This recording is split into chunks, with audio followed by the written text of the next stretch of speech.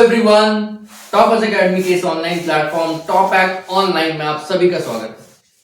तो हम लोग का लेक्चर 7 कंप्लीट हो गया था। क्वेश्चन नंबर 35 तक हम लोग कर चुके हैं। अब हम लोग बढ़ेंगे अपने नेक्स्ट पार्ट में, नेक्स्ट लेक्चर, जिसमें हम लोग कवर करेंगे क्वेश्चन नंबर 36 से क्वेश्चन नंबर 40 तक। तो ये है लेक्चर 8 और इसमें कवर होगा क्वेश्चन 36 टू 40। ठीक है, तो let's begin with our lecture. और अब हम लोग क्या करेंगे, क्वेश्चन नंबर 36 आपको स्क्रीन पे दिख रहा होगा, सॉल्व करते हैं। तो देखिए क्वेश्चन नंबर 36 क्या कह रहा है, कह रहा है कि rational number p by q is not equals to 0 will be terminating decimal if the prime factorization of q is of the form p and n are non-negative integers bracket। मतलब आपको बोल रहा है ना p by q एक rational number है, q not equal to 0 है, मतलब q 0 के बराबर नहीं। ये टर्मिनेटिंग सिर्फ उसी कंडीशन में हो सकता है जिसमें 4 ऑप्शन दिए हुए हैं और बता दिया है m और n जो है नॉन नेगेटिव इंटीजर। तो 4 ऑप्शन क्या क्या है ये हम लोग बना रहे हैं। आंसर नंबर 36 ए ऑप्शन, पहला 2 का पावर m इंटू 3 का पावर n, दूसरा 2 का पावर m इंटू 5 का पावर n, तीसरा 3 का पावर m इंटू 5 का पावर n, और चौथा डी ऑप्शन 3 का पावर m इंटू 7 का पावर n। अब एक टर्मिनेटिंग का बात हो रहा है ना, टर्मिनेटिंग किस में होता है, 2 3 में तो नहीं होता, 3 5 में तो नहीं होता है, 3 7 में तो नहीं होता है, 2 5 में होता है, पता है। तो भाई ये आंसर हो गया, सोचना ही नहीं है, सीधा मारिए, आगे बढ़िए, 1 नंबर आपका। ठीक है, तो ये इतना आसान सा क्वेश्चन था। क्वेश्चन नंबर 36 कवर हो गया। अब आप लोग को हम बढ़ते हैं क्वेश्चन नंबर 37 में ले जाते हैं। तो देखिए क्वेश्चन नंबर 37 आपके सामने है। क्वेश्चन नंबर 37 में क्या कह रहा है कि अच्छा ये एक वर्ड प्रॉब्लम, ठीक है। There are 156, 208 and 260 students in group ABC respectively. Buses are to be hired to take them for a field trip. Find the minimum number of buses to be hired if the same number of students should be accommodated in each bus. अब अगर ये question आपके सामने आ जाए और जो लोग minimum maximum वाले कॉन्सेप्ट से बना रहे हैं, मिनिमम देखते साथ एलसीएम मार देंगे और उन्हें लगेगा उनका आंसर सही है, लेकिन असल में जब मार्क्स आएगा तो पता चलेगा स्कोर नहीं मिला। क्यों? क्योंकि ये एलसीएम का क्वेश्चन ही नहीं है। क्वेश्चन को बनाया हुआ है कि मिनिमम वर्ड आ जाए और आप लोग कंफ्यूज हो जाए। ठीक है, यहां पे देखिए क्या कह रहा है कि 156, 208 और 260 स्टूडेंट्स है 3 ग्रुप्स में। बस जो है हायर करना है। अब आपको बस इस हिसाब से हायर करना है कि मिनिमम बस लगे और हर एक बस में बराबर स्टूडेंट्स आ जाए।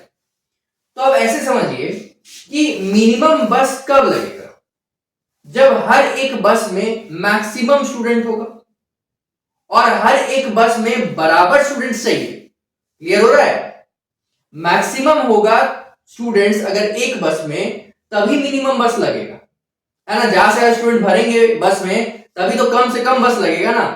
तो मिनिमम बस के लिए हमको मैक्सिमम स्टूडेंट चाहिए और मैक्सिमम स्टूडेंट के साथ साथ हर बस में बराबर स्टूडेंट चाहिए। तो ये है HCF का क्वेश्चन, हाईएस्ट कॉमन फैक्टर। चलिए अब बनाते हैं आंसर नंबर 37। हम लोग को क्या बोला है कि आपके सामने 3 ग्रुप है स्टूडेंट का। तो पहले तो हम निकालते हैं कि भाई कौन सा ऐसा नंबर है जो मैक्सिमम हो और ये तीनों को डिवाइड करे, क्योंकि स्टूडेंट्स को मैक्सिमम वाले कैटेगरी में डालना है ना कि मैक्सिमम स्टूडेंट हर बस में हो। तो मैक्सिमम हो और तीनों को डिवाइड। तो चलिए देखते हैं हम लोग क्या कर सकते हैं। अपने पास 3 नंबर है, 156 है ना, फंडामेंटल थ्योरम ऑफ अरिथमेटिक लगाएंगे, इसके अलावा 208। अच्छा एचसीएफ निकालना है, हम लोग यूक्लिड भी लगा सकते हैं, वो ज्यादा आसान पड़ेगा। ठीक है, यूक्लिड लगा लेते हैं। बाय यूक्लिड्स डिवीजन एल्गोरिथम, ऐसे ही मेथड हम लगा रहे हैं। आप लोग को अगर लगता है कि फंडामेंटल थ्योरम ऑफ अरिथमेटिक ज्यादा आसानी से आप लोग बना सकते हैं तो आप लोग बनाइए।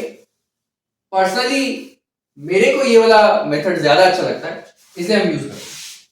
तो स्टेप 1 में क्या है, दो नंबर्स 208 और 156।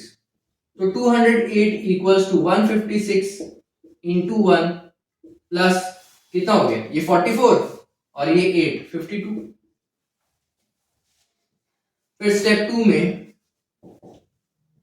156 इक्वल्स टू 52 इंटू 3 हो गया, है ना, क्लियर हो गया, प्लस 0।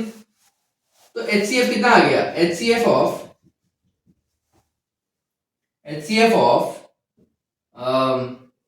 208 एंड 156 इक्वल्स टू 52 आया, है ना, 52 आया, रिमाइंडर 0 आ गया, तो डिवाइजर जो है वही HCF 52। अब लिखेंगे स्टेप 1, फिर से शुरू करते हैं। इस बार तीसरा नंबर क्या है, 260। 52 इंटू कितना बार करेंगे, 5 5 25, 2 5 10, 5 बार में हो गया, प्लस 0। तो ये तो पहला ही स्टेप में 0 आ गया रिमाइंडर, तो इसका तो 52 इसके टेबल 52 के टेबल में ये भी आ जाएगा। तो बोलेंगे HCF of 208 156 and 260 equal to 52, तीनों का HCF 52 आएगा। अब बनाते हैं क्वेश्चन। HCF आने के बाद हम बोलेंगे therefore maximum students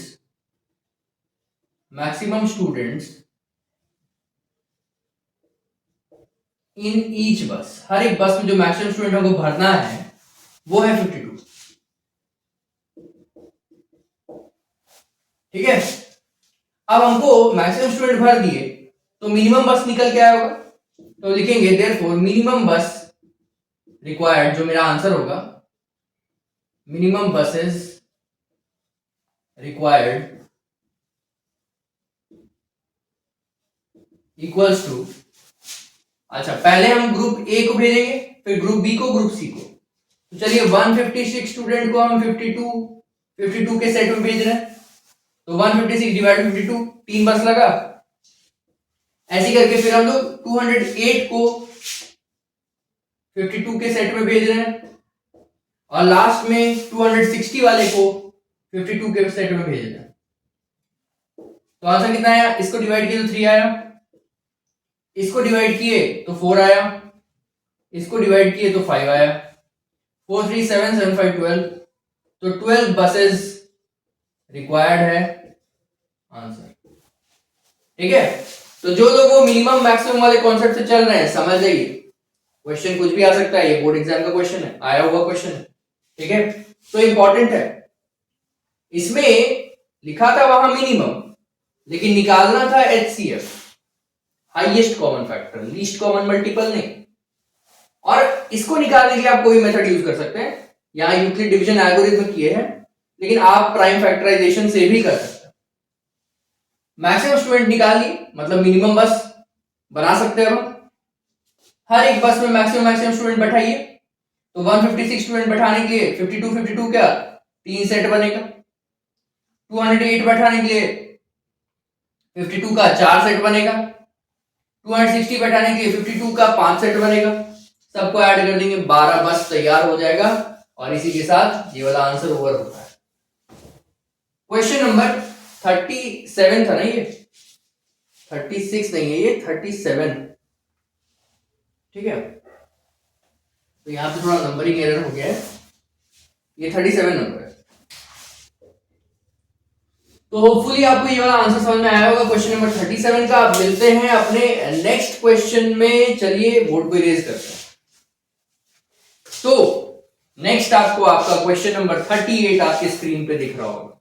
तो क्वेश्चन नंबर 38 का आंसर हम लोग को बनाना है। तो पहले पढ़ लेते हैं क्वेश्चन। क्वेश्चन दिया हुआ है, if m equals to dn plus r where m and n are positive integers and d and r are integers, then n is the HCF of m comma n if।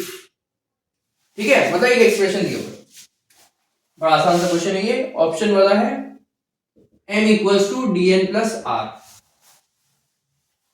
अच्छा, अगर ये n m और n का HCF होना है तो r का value क्या आना चाहिए? अगर n के टेबल में m को आना है तो रिमाइंडर 0 बचना चाहिए ना, तो मेरा r इक्वल्स टू 0 होना चाहिए। कौन सा ऑप्शन है? C option, r equals to 0 ये आंसर। रिमाइंडर 0 रहेगा तभी तो n के टेबल में m आएगा। n into D equals to m, remainder 0 रहेगा तब ना। रिमाइंडर कुछ आ जाएगा तो टेबल में आएगा ही कैसे, डिवाइड होगा ही कैसे? तो इसलिए r 0 होना चाहिए। ऑप्शन सी सही है। तो अब आते हैं, ये क्वेश्चन नंबर 38 हो गया। नेक्स्ट हम लोग करते हैं क्वेश्चन नंबर 39 नंबर। तो स्टूडेंट्स आपको क्वेश्चन नंबर 39 दिख रहा होगा आपके स्क्रीन पे। अब बढ़ते हैं, क्वेश्चन नंबर 39 पढ़ते हैं। क्वेश्चन नंबर 39 का कहना है, which of the following rational numbers has non terminating and repeating decimal expansion. Non terminating repeating decimal expansion, चार ऑप्शन दिख रहे हैं। पहले हम लोग देखते हैं क्वेश्चन नंबर 39 है, आंसर 39। ब्लैक से लिख दिए। चलिए आंसर ब्लू से बना लेते हैं। कह रहा है ना आपके पास चार ऑप्शन है, चार ऑप्शन लिखते हैं। 15 बाई 1600, 17 बाई 6, 23 बाई 8, 35 बाई 50।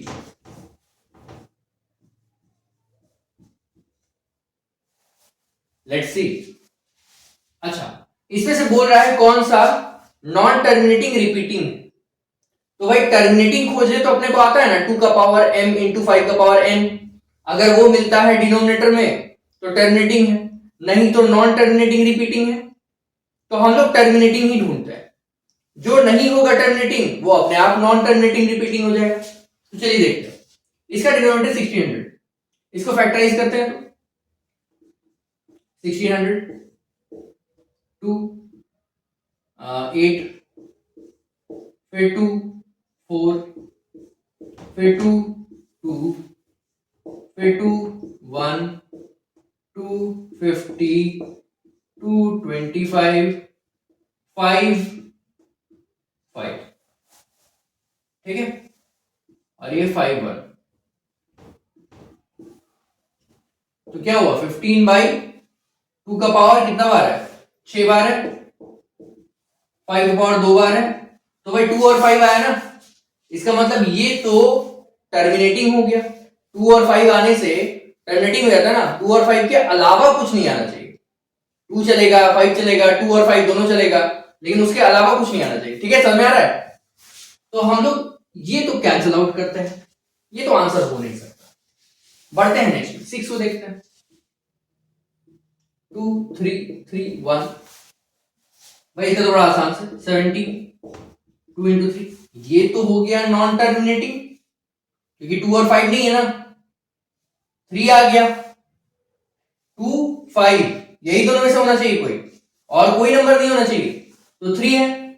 जैसे ही 3 आ गया हम सीधा बोल देंगे कि ये तो नॉन टर्मिनेटिंग रिपीटिंग है, तो यही मेरा ऑप्शन आंसर होगा। आगे चेक करने की जरूरत नहीं, लेकिन फिर भी अगर ये ऑप्शंस पहले हो तो चेक कैसे हो जाएगा? 8 को फैक्टराइज करेंगे, 4 2 2 2 1, तो इसको हम लिखेंगे 23 सॉरी 23 बाई ये 8 को लिख देंगे 2 का पावर 3। तो ठीक है ना, 2 का पावर चलेगा, 2 भी चलेगा, 5 भी चलेगा, 2 और 5 दोनों भी चलेगा। 5 का पावर, सॉरी 50 है ना नीचे, तो 50 को हम करते हैं 225, 5 5 5 1, तो इसको हम लिख सकते हैं 35/2 इंटू 5 का पावर 2, है ना। 2 एक बार है, 5 दो बार, 2 और 5 आ गया, तो ये भी नहीं है। तो ये दोनों ऑप्शन भी नहीं है, क्योंकि डिनोमिनेटर में 2 और 5 दिख रहा है, इसी में सिर्फ 3 दिख रहा है। तो ये अपना आंसर हो गया, ये नॉन टर्मिनेटिंग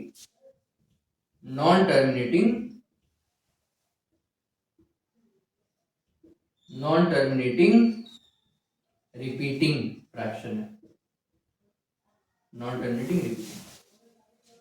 क्लियर हुआ? तो ये अपना आंसर नंबर 39 है। देख लीजिए स्क्रीन पे, बार बार आप रिपीट करके देख सकते हैं।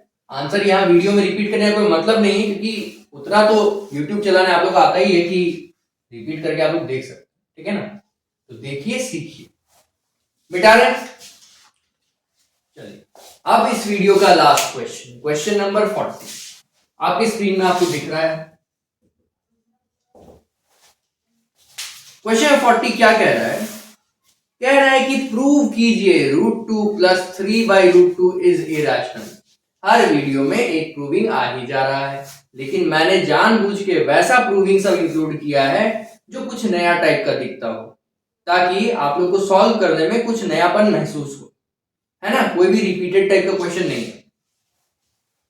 तो चलिए स्टार्ट करते हैं, और क्वेश्चन है √2 + 3/√2 इरेशनल। तो इसको रैशनल अज्यूम कर लेते, जैसे हमेशा से कर रहे हैं कि भाई ये जो है अपना इज रैशनल। तो शुरू करते हैं। देयरफॉर √2, सॉरी थोड़ा सा गंदा हो गया, √2 + 3/√2 equals to p/q, where q is not equals to 0, है ना। अब हम लोग क्या करना है, सारा रूट को एक तरफ करना है, तो पहले तो सिंप्लीफाई करना पड़ेगा ना, ऐसे तो नहीं चलेगा, है ना। तो हम लोग ये √2 को एलसीएम लेते हैं। जैसे ही एलसीएम लिए, ये √2 इस √2 से मल्टीप्लाई होकर 2 हो गया, और यहाँ पे 3 जो पहले से था √2 के ऊपर वैसे ही p/q, है ना। देखिए बड़ा आसानी से सॉल्व हो गया। अब ये 5 हो गया, √2 को ऊपर भेज देते हैं, तो √2 यहाँ पे आ गया, q यहाँ ऊपर चला गया, ये तो 5 है, 5q, ये p नीचे आ गया, तो बाई p, है ना। √2 ऊपर गया, p नीचे आया, q यहाँ पे आया, तो ये 5q बाई ये वाला p, और इधर √2 अकेला, तो वही लिख दिए, बस उल्टा कर दिए। तो √2 इक्वल्स टू 5q/p। अब बात वही है, एक तरफ इरेशनल एक तरफ रैशनल, तो इक्वल नहीं हो सकता, लिख देते हैं।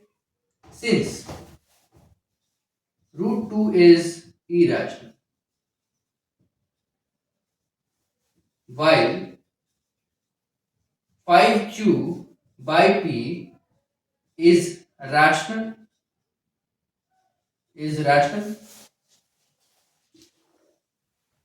therefore √2 is not equal to 5q/p। जैसे ही ये बात लिखे, ये तो गलत हो गया, और assumption contradicts, मेरा जो assumption था वो गलत हो गया, और assumption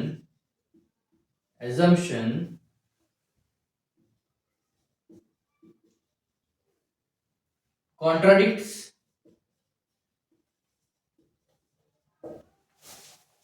जैसे ही assumption गलत साबित हुआ, तो रैशनल नहीं, ये इरेशनल बन गया।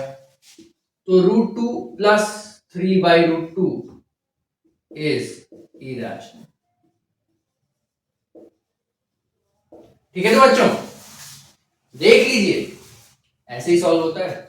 हर क्वेश्चन कुछ नया सिखा के जा रहा है।